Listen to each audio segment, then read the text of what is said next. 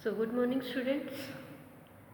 After resonance we are discussing about some resonance effect. Resonance क्या था ये मैंने आपको बता दिया. उसके बाद आगे सोल्व करते हैं कि रेजोनेंस की एप्लीकेशंस क्या है, रेजोनेंस के फ़ायदे क्या है. वैसे नॉर्मली रेजोनेंस मैंने आपको बताया था कि पाई इलेक्ट्रॉन्स या लोन पेयर या अनपेयर्ड इलेक्ट्रॉन मेरे अगर कंजुगेशन में आते हैं डबल बॉन्ड और ट्रिपल बॉन्ड के साथ, तो वो क्या करते हैं, उनमें मूवमेंट ऑफ इलेक्ट्रॉन्स होता है from one place to another atom. ठीक है, अब आगे देखते हैं कि resonance are of two types, plus R और माइनस आर. कि रेजोनेंस किस किस टाइप के हो सकते हैं. जनरली आपके पास दो तरीके के फंक्शनल ग्रुप्स होते हैं. एक तो इलेक्ट्रॉन विड्रॉइंग ग्रुप्स होते हैं जिनके पास लोन पेयर नहीं होता. इलेक्ट्रॉन विड्रॉइंग ग्रुप क्या होते हैं, मोर इलेक्ट्रोनेगेटिव तो दोनों ही होते हैं, इलेक्ट्रॉन डोनेटिंग भी. जैसे हेलोजेंस है, NH2 है, इनके पास क्या होता है, इलेक्ट्रॉन डोनेटिंग ग्रुप होता है अमीन के पास. और हेलोजेंस है, इनके पास भी क्या होता है, electron donating lone pair of electron होता है. जबकि इनके पास क्या होता है, इलेक्ट्रॉन विड्रॉइंग नेचर होता है. इनका क्या होता है, इलेक्ट्रॉन विड्रॉइंग नेचर होता है क्योंकि इनमें डबल बॉन्ड O होता है जनरली. ठीक है, तो ये कैसे विड्रॉ करते हैं. जैसे अगर आप देखो नॉर्मली, जैसे मैं बनाती हूँ CH डबल बॉन्ड O, क्या है ये, बेंजल्डिहाइड है. ठीक है, तो बेंजल्डिहाइड में अगर ये फंक्शनल ग्रुप लगा हुआ है तो ये कैसे रेजोनेंस इन्वॉल्व कराता है. इलेक्ट्रॉन का विड्रॉइंग नेचर है, इसको ऊपर लेके इस तरीके से क्या करता है, ये इलेक्ट्रॉन्स इसमें विड्रॉ करते हैं, मतलब ऊपर की तरफ पैरेलल चलता जाता है. जो इसमें रिवॉल्व होगा वो क्या होता है, प्लस चार्ज रिवॉल्व होता है. इस टाइप के जो रेजोनेंस इफेक्ट होता है उसको होता है माइनस आर. उसको क्या बोलते हैं आप, माइनस आर और माइनस एम. दूसरा क्या आता है, प्लस आर. प्लस आर में क्या होगा, डोनेटिंग ग्रुप.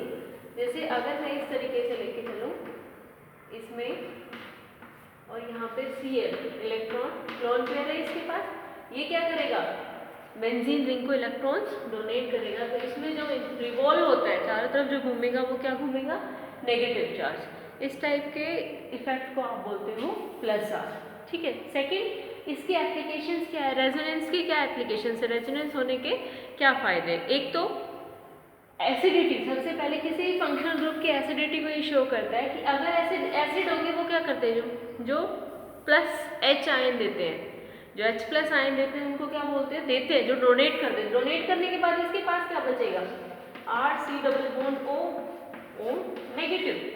ठीक है, ये स्पीसीज अगर H प्लस को डोनेट करने के बाद अपने आप में स्टेबलाइज हो जाती है तो क्या होगा, मतलब मेरा जो एसिड है वो क्या हो जाता है, स्ट्रोंगर. तो इस टाइप के ऑर्गेनिक एसिड्स, नॉर्मल एसिड जैसे HCl है, उनकी बजाय मोर स्ट्रोंगर होते हैं. क्यों, इनकी बजाय तो नहीं कह सकते, ये तो है ही एसिड. इनऑर्गेनिक एसिड तो सॉरी जनरली स्ट्रॉन्ग होते ही हैं, बट इसमें भी कंपैरिजन करो जिसमें आपके पास ऑर्गेनिक एसिड्स में भी एक में रेजोनेंस हो रहा है एक में नहीं हो रहा है, आफ्टर डोनेटिंग H प्लस, तो वो क्या बता देते हैं कि उतना स्ट्रॉन्गर एसिड हो गया अभी. जैसे इसमें आपके पास क्या हो रहा है, ये मॉलिक्यूल क्या आ जाता है, रेजोनेंस स्टेबलाइज. इसलिए एसिडिटी ऑफ कार्बोक्सिलिक एसिड को ये एक्सप्लेन करता है. दूसरी चीज, लो रिएक्टिविटी ऑफ विनाइल हैलाइड और एराइल हैलाइड्स. विनाइल हैलाइड क्या होता है, एलाइलिक कार्बन के साथ क्या जुड़ा हो मेरा, एल्कीन वाले के साथ हैलाइड जुड़ा हो, या फिर बेंजाइलिक के ऊपर हैलोजन जुड़ा हो. तो इनमें रिएक्शन कब होगी, विनाइलिक हैलाइड की रिएक्टिविटी कब होती है, जब मेरा मॉलिक्यूल यहाँ से ब्रेक कर जाए तभी तो वो आगे रिएक्ट करेगा, Cl माइनस निकल जाए. बट Cl क्या करता है, अपने इलेक्ट्रॉन अंदर देके इसमें रेजोनेंस शो कर देता है, तो इजीली क्लोरीन नहीं निकलता है, इजीली हैलोजन बाहर नहीं निकलता है, जिसकी वजह से इस मॉलिक्यूल की रिएक्टिविटी क्या हो जाती है, डिक्रीज. सेम किसके केस में होता है, इसमें. ठीक है, तो यहाँ पे resonance over. So after discussing resonance we are come to hyperconjugation. Hyperconjugation is a part of resonance. ये रेजोनेंस के सिमिलर है, सेम टू सेम चलता है. इसमें थोड़ा सा जो डिफरेंस है वो ये, उसमें जस्ट पाई इलेक्ट्रॉन्स मूव करते थे या लोन पेयर मूव करते थे. यहाँ पे आपके पास हाइड्रोजन एटम भी मूव कर सकता है. क्या मूव कर सकता है, मूवमेंट ऑफ एटम्स हो सकता है.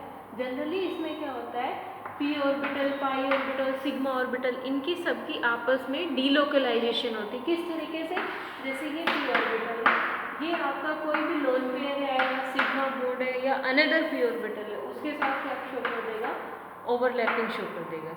ठीक है। तो इनकी ओवरलैपिंग की वजह से क्या हो जाएगा, मेरा बॉन्ड आगे मूव करता रहेगा। जैसे किसी में भी अगर आप डीलोकलाइजेशन दिखा दो, आगे इसके एप्लीकेशंस में बता देती हूँ। ये हाइपर कंजुगेशन कहाँ से देखा जाता है, हाइपर कंजुगेशन आपका देखा जाता है नंबर ऑफ अल्फा हाइड्रोजन्स।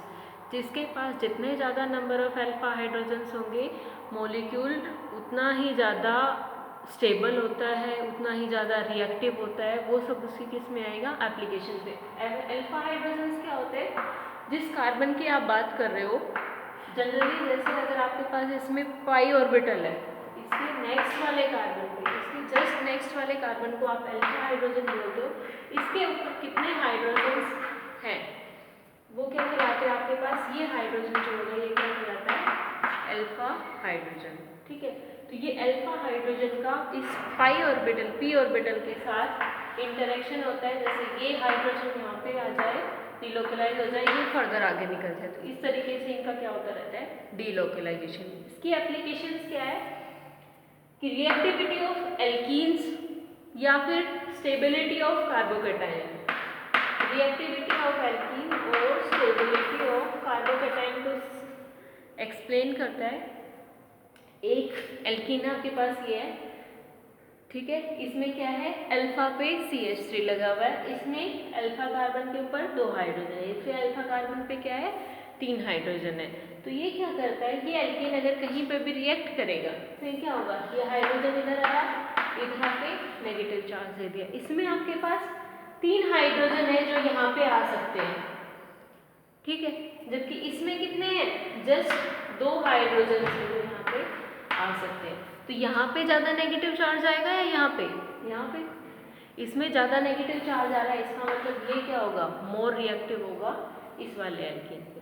तो जिसके पास नंबर ऑफ अल्फा हाइड्रोजन ज़्यादा है वो एल्कीन मोर रिएक्टिव है देन जिसके पास less number of hydrogen alpha hydrogen है। उसके बाद आप सबने पढ़ रखा है कार्बोकैटायन की stability, tertiary carbocation is more stable than secondary and then primary.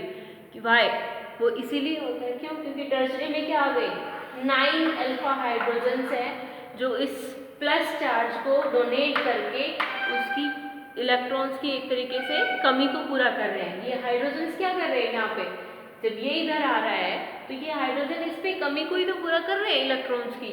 तो यहाँ पे 9 हाइड्रोजन्स है जो इसकी पॉजिटिव चार्ज की पे इलेक्ट्रॉन की कमी को कंप्लीट कर रहे हैं। इसमें 6 है, इसमें 3 है, इस वजह से tertiary carbocation is more stable than secondary and then primary. ये आपका हाइपर कंजुगेशन होता है। So after hyperconjugation we have to come to inductive effect. Inductive effect जैसा कि आपको नाम से ही पता चल रहा है कि इलेक्ट्रॉन्स का क्या इफेक्ट होगा। इलेक्ट्रॉन्स का इंडक्ट, अब तक जो आपने पढ़ा रेजोनेंस, रेजोनेंस में क्या था, एक कार्बन से छोड़ के नेक्स्ट वाले से छोड़, मतलब जस्ट अल्टरनेटिव कार्बन तक इफेक्ट जा रहा था, उससे आगे मूव नहीं कर रहा था। इसके केस में क्या होता है, लॉन्ग चेन इफेक्ट है। ये क्या है, लॉन्ग चेन इफेक्ट है, बहुत दूर तक शो करता है, पर जितना पास होता है उतना स्ट्रोंगर होता है, जितना लेंथ उसकी ज़्यादा होती चली जाएगी उतना वो वीक पड़ता चला जाएगा।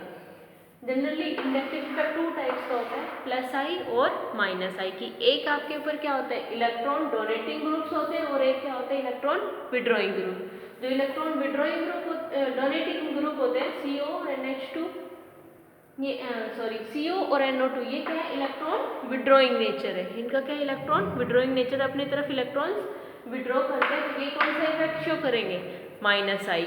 और जैसे आपके पास हेलोजन है, NH2 है, CH3 है, ये क्या करते हैं, इलेक्ट्रॉन डोनेटिंग नेचर शो करते हैं, तो ये कौन सा शो करेंगे, प्लस आई इफेक्ट। यही होता है इंडक्टिव इफेक्ट और कुछ नहीं होता है, क्योंकि ये अपना लोन पेयर डोनेट कर सकते हैं और ये क्या करेंगे, विड्रॉइंग नेचर की वजह से अगर इसके पास कोई भी फंक्शनल ग्रुप लग जाता है वहाँ से इलेक्ट्रॉन्स विड्रॉ करेंगे। जो विड्रॉ करेगा वो माइनस आई शो करेगा और जो डोनेट करेगा वो प्लस आई शो करेगा। इसकी एप्लीकेशंस आती है, एप्लीकेशन में एसिडिक स्ट्रेंथ को एक्सप्लेन करता है, बेसिक स्ट्रेंथ को एक्सप्लेन करता है, आपके पास वही स्टेबिलिटी ऑफ कैटायन, एनायन, वो सब डिपेंड करेगा किस तरीके का फंक्शनल ग्रुप है। जब भी आगे फर्दर पढ़ते जाएंगे तो आता जाएगा। नॉर्मली देखिए अगर एसिडिक स्ट्रेंथ में एसिड क्या होगा, जो H+ को डोनेट कर दे, यहाँ से भी H+ डोनेट हो सकता है, यहाँ से भी H+ डोनेट हो सकता है। कौन सा जल्दी डोनेट करेगा, तो जल्दी वो डोनेट करेगा जिसको इधर यूं खींचा जाए इससे, इस बॉन्ड को जितना वीक होगा, वीक कब होगा, जब ये इधर और विड्रॉ करे, तो इधर ये अगर विड्रॉइंग ग्रुप लगा लिया तो वो इजीली विड्रॉ करेगा, जल्दी विड्रॉ करेगा, तो वो क्या होगा, स्ट्रॉन्गर एसिड।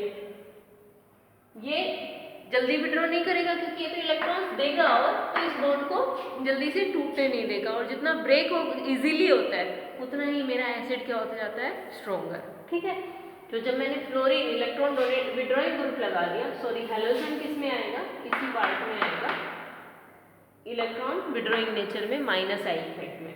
बेसिक स्ट्रेंथ में क्या होगा कि जो बेसिक में क्या होता है कि मेरे पास जितना ज़्यादा लोन पेयर फ्री रहेगा उतना ही मैं लोन पेयर डोनेट कर सकती हूँ, जितना लोन पेयर डोनेट करूँगी उतनी मेरी बेसिक स्ट्रेंथ क्या होती जाएगी, हायर। जैसे CH3 है तो CH3 NH2 को इलेक्ट्रॉन दे सकता है, जबकि NO2 ग्रुप क्या करेगा, इलेक्ट्रॉन विड्रॉ करेगा। इसके पास इलेक्ट्रॉन फ्री नहीं रहेगा लोन पेयर, यहाँ पे फ्री रहेंगे, तो ये क्या रहेगा, मोर बेसिक देन दिस। इसके बाद आपके पास आता है इलेक्ट्रोमैरिक इफेक्ट। इलेक्ट्रोमैरिक इफेक्ट जितने भी इफेक्ट्स तुमने पढ़े हैं उनका सबका सेम ही है। इलेक्ट्रोमैरिक इफेक्ट जो आप मूवमेंट कर रहे थे इसका कि ये इलेक्ट्रॉन पाई इलेक्ट्रॉन्स किस साइड मूव करेंगे, वही आपका क्या है, इलेक्ट्रोमैरिक इफेक्ट। इसमें प्लस और माइनस दोनों आते हैं कि प्लस एम और प्लस ई और माइनस ई। इलेक्ट्रोमैरिक इफेक्ट में क्या हो गया, जिसकी इलेक्ट्रोनेगेटिविटी हायर होती है जनरली उस साइड मूव करता है। ठीक है, अगर इस तरीके का है, इस तरीके का है C डबल बॉन्ड C, तो इससे नेक्स्ट वाली चीज पे देखो कि जिसके पास आपके पास मोर नेगेटिव चार्ज होगा, मोर इलेक्ट्रोनेगेटिव एटम होगा, मेरा फ्लो ऑफ इलेक्ट्रॉन उसी साइड होगा। जनरली जो फ्लो ऑफ इलेक्ट्रॉन होता है वो होता है नेगेटिव चार्ज, फिर लॉन पेयर, फिर डबल बॉन्ड, फिर ट्रिपल बॉन्ड, सिंगल बॉन्ड, फिर अनपेयर्ड इलेक्ट्रॉन और फिर पॉजिटिव चार्ज। हमेशा फ्लो ऑफ इलेक्ट्रॉन ऊपर से नीचे की तरफ दिखाना है, कभी भी नीचे से ऊपर की तरफ मत जाना। Negative charge, lone pair, double bond, triple bond, single bond और कैटायन, कैटायन नहीं पॉजिटिव चार्ज। ठीक है, और नॉर्मल जो इलेक्ट्रोमैग्नेटिक इफेक्ट है वो किस पे डिपेंड कर जाएगा, उनकी इलेक्ट्रोनेगेटिविटी पे। ठीक है, तो यहाँ पे आपका फर्स्ट चैप्टर ख़त्म है। इसके अलावा जो भी हो आप JVD की बुक में कंसल्ट कर लो, आप मॉडर्न की में कर लो, दोनों ही बुक्स अच्छी है, JVD की ज़्यादा अच्छी है। ठीक है, उसके बाद नेक्स्ट यूनिट नेक्स्ट टाइम करेंगे। Okay, thank you.